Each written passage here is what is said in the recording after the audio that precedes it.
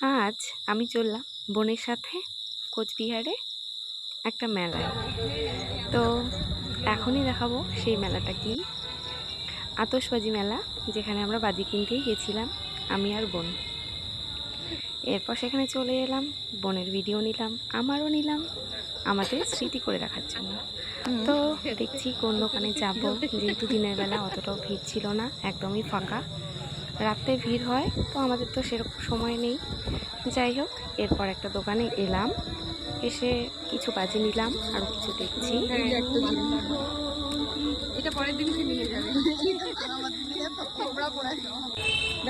এরপর নেওয়া শেষ, অনেকগুলোই নিলাম।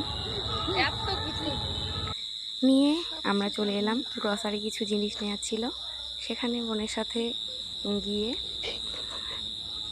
মজা করা। বোন যেহেতু নাচছে, তাই আমি বললাম ঠিক আছে তুই নাচ কর, আমি ভিডিও করছি। এরপর এত বাজার করেছি আর এত হেঁটেছি যে হাঁপিয়ে গেছি, জন্য বসে বসে এবার দেখছি যে আমরা কি নিতে পারি।